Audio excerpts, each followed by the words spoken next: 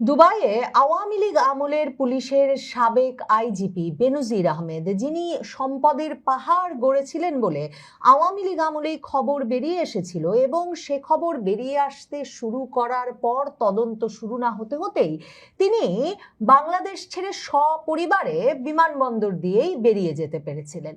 সেই দুর্ধর্ষ বেনজির আহমেদকে দুবাইয়ে গ্রেফতার করা হয়েছে এবং বাংলাদেশের স্বরাষ্ট্রমন্ত্রী একে বাংলাদেশ পুলিশের ঐতিহাসিক সাফল্য বলে সংসদে দাঁড়িয়ে বক্তৃতা করেছেন, শিরোনাম হয়েছে সেটা। এবং স্বরাষ্ট্রমন্ত্রী সালাউদ্দিন আহমেদ জানিয়েছিলেন যে তারা যে ইন্টারপোলে রেড নোটিশ জারি করেছিলেন বেনজির আহমেদের বিরুদ্ধে, সেটার ফলশ্রুতিতেই এমন ঘটনা ঘটেছে এবং খুব শিগগিরই তারা বেনজির আহমেদকে প্রত্যর্পণের মাধ্যমে বাংলাদেশে নিয়ে এসে বিচারের মুখোমুখি করবে। মানে সরকার এবং পুলিশের এমন সাফল্য, ইন্টারপোলের মাধ্যমে একজন দুর্নীতিগ্রস্ত পুলিশ কর্মকর্তাকে ধরে নিয়ে আসতে পারা, সেটা নিয়ে যখন দিনের পর দিন আলোড়ন চলবার কথা, দেখা যাচ্ছে সামাজিক যোগাযোগ মাধ্যমে এ নিয়ে যত আলোচনা, জল্পনা বা আলোড়ন চলছে, মূলধারার সংবাদ মাধ্যমে তেমন ভাবে কি ঘটেছিল, কেন ধরলো, মানে দুবাইয়ের মতো জায়গায় যেখানে সকল দেশের এ ধরনের ব্যক্তিবর্গ তাদের দুর্নীতির টাকা, পাচারের টাকা বস্তা ভরে নিয়ে গিয়ে মানে সেখানে যে কোনোভাবে পৌঁছে দিয়ে রীতিমতো প্রপার্টি কেনেন, স্থাবর সম্পত্তি কেনেন, নাগরিকত্ব কেনেন, রেসিডেন্স পারমিট কেনেন, এবং এগুলোকে একরকমের এই ধরনের আন্তর্জাতিক যারা জালিয়াত বা দুর্নীতিগ্রস্ত ব্যক্তিবর্গ, তাদের একরকমের স্বর্গ হিসেবে অভিহিত করা হয়। তো প্রশ্ন করেছিলাম যে কোন কূটনৈতিক তৎপরতায় কিংবা রীতিমতো একেবারে আমেরিকার বলে দেওয়া ছাড়া দুবাইয়ে বেনজির আহমেদের মতো এক ব্যক্তি, যিনি কিনা সেই 2024-এর মে মাসে চলে গেছেন পর থেকেই কথা যে দুবাইয়ে আছেন, এবং এরপর দুবাইয়ে তিনি সম্পত্তি কেনা বেচা করছেন, তুরস্কে করছেন, এসব খবরও বেরিয়ে এসেছে, কিন্তু কোনো পুলিশ, কোনো দেশের পুলিশ তার টিকিটই ছুঁয়ে দেখেনি। হঠাৎ করে এ সময়ে কেন বেনজিরের টিকিট ছুঁয়ে দেখার সাহস করলো দুবাই পুলিশ? এবং সেটা কি সত্যি বাংলাদেশের পুলিশের ইন্টারপোলকে করা অনুরোধের ভিত্তিতে? মানে কোন কূটনৈতিক তৎপরতায় এমন সাফল্য অর্জিত হওয়া সম্ভব হলো? তাহলে কি এটাই শেষ গ্রেফতার, নাকি আরো এমন গ্রেফতার হবে? সেসব চমকের জন্য যখন অপেক্ষা করছি, তখন যা যা খবর সামাজিক যোগাযোগ মাধ্যমে বেরিয়ে এসেছে যে বেনজির আহমেদ কোথায় গ্রেফতার হয়েছেন, কিভাবে গ্রেফতার হয়েছেন, কি অভিযোগে গ্রেফতার হয়েছেন, সেগুলোর সূত্র মেলালে শুধু যে এটা পরিষ্কার হচ্ছে তাই নয় যে বেনজির আহমেদ কোনো ইন্টারপোলের রেড নোটিশের ভিত্তিতে গ্রেফতার হন নাই, বেনজির আহমেদ বাংলাদেশ পুলিশের পাঠানো কোনো অভিযোগের ভিত্তিতে গ্রেফতার হন নাই। মানে দুবাই পুলিশ হঠাৎ করে যেই ব্যক্তি ব্যাপক পরিমাণ বিনিয়োগ করে দুবাইয়ে একটা রেসিডেন্স পারমিট নিয়েছেন, মানে দুবাইয়ে স্থায়ী বসতি স্থাপনের পারমিট নিয়ে সপরিবারে সেখানে বসবাস করছেন, সেই ব্যক্তিকে দুবাই পুলিশ বাংলাদেশ পুলিশের কথাই গ্রেফতার করে এরকম যে আরো শত শত হাজার হাজার ব্যক্তি দুবাইয়ের অর্থনীতিটাকে চালু রেখেছেন, তাদেরকে একটা ঝুঁকি বা একটা অস্বস্তির মধ্যে ফেলবে না, সেটা একরকমের নিশ্চিত। এখন জানা যাচ্ছে বাংলাদেশের এক এমপি দুবাইয়ে বেনজির আহমেদকে ধরিয়ে দিয়েছেন, এবং তিনি ধরিয়ে দেওয়ার সময় দুবাই পুলিশকে বলেছেন যে বেনজির আহমেদের বিরুদ্ধে ভিসা নিষেধাজ্ঞা আছে মার্কিন যুক্তরাষ্ট্রে, বেনজির আহমেদ ইন্টারপোলে রেড নোটিশ জারি করা হয়েছে বেনজির আহমেদের নামে, মানে তিনি একজন ওয়ান্টেড ব্যক্তি, এসব নানা কিছু বলে দুবাই পুলিশকে দিয়ে গ্রেফতার করিয়েছেন বটে। কিন্তু বিবিসি বাংলা থেকে শুরু করে বাংলাদেশের বিভিন্ন সংবাদ মাধ্যম এরই মধ্যে এ নিয়ে লেখালেখি করছে যে যদি জামিনের আবেদন করেন এবং যখন জামিনের আবেদন করবেন তখন আসলে কি ঘটবে বেনজির আহমেদের ক্ষেত্রে। কিন্তু কি ইন্টারেস্টিং ব্যাপার, সবচেয়ে চাঞ্চল্যকর এখানে যে তথ্যটা, সে তথ্যটা প্রথম আলো, ডেইলি স্টার, বিবিসি বাংলা, মানে বাংলাদেশের মূলধারার সংবাদ মাধ্যমগুলো, মানব জমিন, আমার দেশ, কোথাও খুঁজে পাওয়ার উপায় নাই।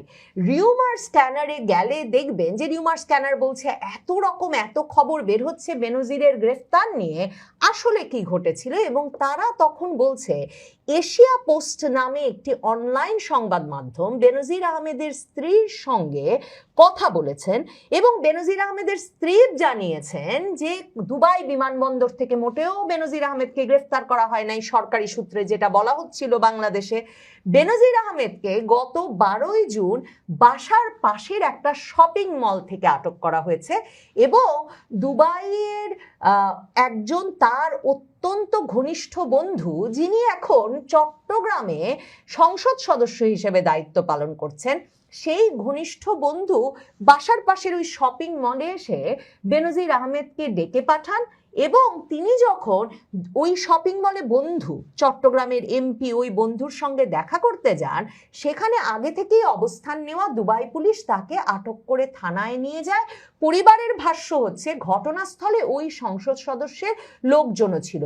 এই খবরটা ইত্তেফাকও তাদের অনলাইন ভার্সনে ছাপিয়েছে এবং সেখানে যেভাবে তারা শিরোনাম করেছে, বিমানবন্দরে নয় শপিং মলে ডেকে বেনজিরকে ধরিয়ে দেন এমপি বন্ধু, তাতে পরিষ্কার যে একটা ফাঁদ পেতে বেনজিরকে ধরিয়ে দেওয়া হয়েছে। এখন এই এমপি বন্ধুটিকে সেই নামটা এশিয়া পোস্ট অনলাইন সংবাদ মাধ্যম লেখে নাই, রিউমার স্ক্যানার লেখে নাই, এমনকি ইত্তেফাক পত্রিকাও প্রত্যেকেই বলছে তারা ওই সংসদ সদস্যকে বারবার ফোন করেছেন, সংসদ সদস্যের আসনের নাম এবং বেনজিরের সঙ্গে তার পুরনো সম্পর্কের কথা ধরে জিজ্ঞেস করেছেন যে তিনি দুবাইয়ে ধরিয়ে দিয়েছেন কিনা বেনজিরকে, কিন্তু ওই সংসদ সদস্য বারবার ফোন কেটে দিয়েছেন।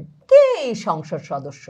এই সংসদ সদস্য হচ্ছে বেনজিরের ক্যাশিয়ার হিসেবে সুপরিচিত কিংবা কুপরিচিত বাংলাদেশের সকল সংবাদ মাধ্যম, যিনি কিনা সংসদ সদস্য হওয়ার আগ পর্যন্ত বেনজিরের ক্যাশিয়ার হিসেবে যেই ব্যক্তিটিকে পরিচয় করিয়ে দিতেন সেই জসিম, মানে সেই জসিমউদ্দিন নামের ব্যক্তি, যিনি তারেক রহমানের সরাসরি আশীর্বাদ এবং মনোনয়নে এখন বিএনপির এমপি হিসেবে দায়িত্ব পালন করছেন। দেখেন, ইউনূস সরকারের আমলে 2024 সালের ডিসেম্বরে বেনজিরের ক্যাশিয়ার সেই জসিম গ্রেফতার, এই শিরোনামে খবর এখনো অনলাইনে খুঁজলে দেখবেন সয়লাভ সর্বত্র পাওয়া যাচ্ছে। এবং আমি যদি বাংলাদেশ প্রতিদিনের খবরটাই পড়ি, সেখানে লেখা আছে বেনজির আহমেদের ক্যাশিয়ার নামে পরিচিত জসিমউদ্দিন 48কে, মানে 48 বছর বয়সী জসিমউদ্দিনকে গ্রেফতার করেছে পুলিশ। খিলক্ষেতে লা মেরিডিয়ান হোটেল থেকে তাকে গ্রেফতার করা হয়। এরপর এই জসিমউদ্দিন মানে প্রচুর টাকা খরচ করে, মানে বেনজির আহমেদের ক্যাশিয়ার হলে মানে তার সব সয় সম্পত্তি যিনি দেখে রাখছেন, সেই জসিমউদ্দিন কি পরিমাণ বিপুল সম্পদের মালিক হতে পারেন সেটা নিশ্চয়ই ধারণা করতে পারেন।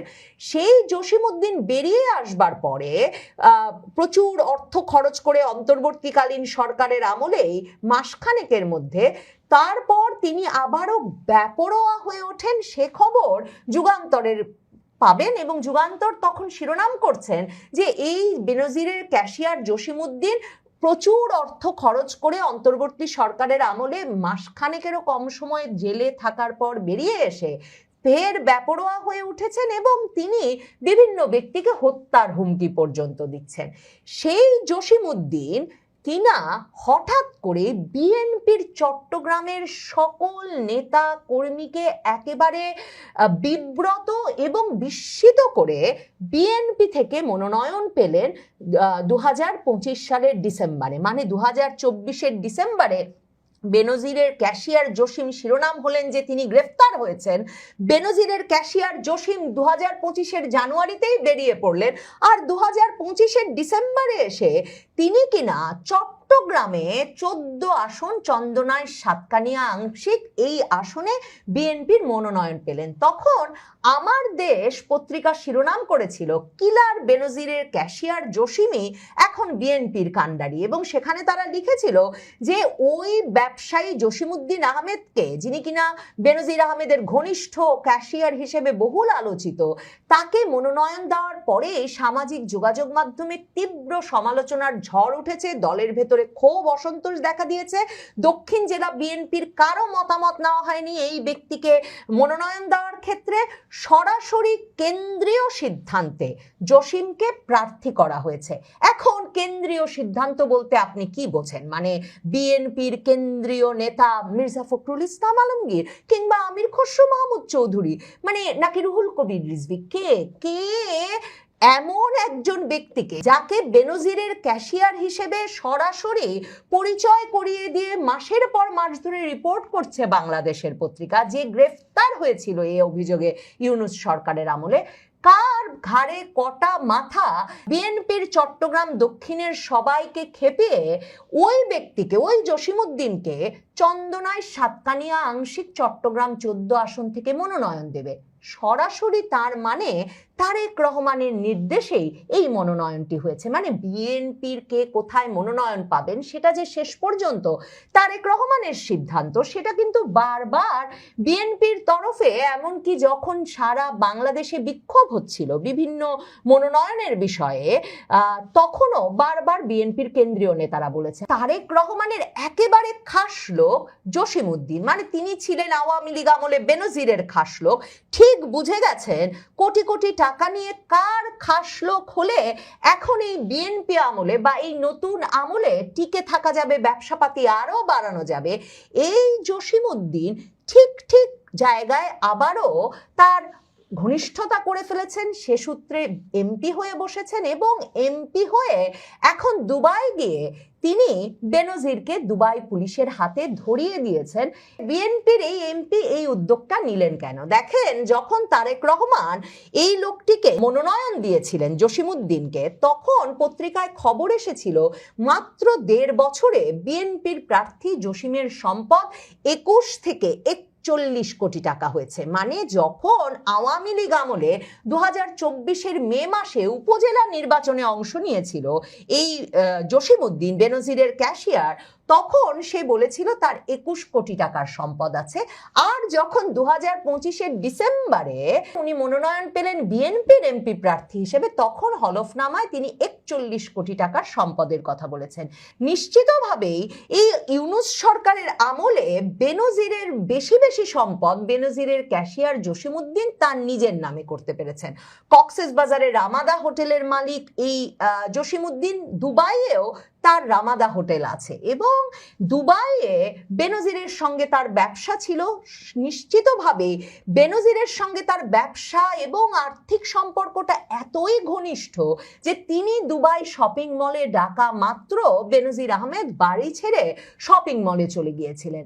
এখন 21 কোটি থেকে 41 কোটি টাকার সম্পদ যেভাবে 1.5 বছরে বানিয়ে নিয়েছেন বেনজিরের ক্যাশিয়ার, তিনি জানেন বেনজিরকে যদি দুবাইয়ে বা বাংলাদেশে দীর্ঘ সময়ের জন্য জেলে আটকে ফেলা যায়, তখন তিনি যখন সরকারের শীর্ষ নেতৃত্বের সঙ্গে ঘনিষ্ঠ, তিনি নিশ্চিতভাবে বেনজিরের 100 কোটি 1000 কোটি টাকার সম্পদ নিজের নামে দেশে বিদেশে নিয়ে আসতে পারবেন এবং সেই সম্পদ দিয়ে তিনি সকল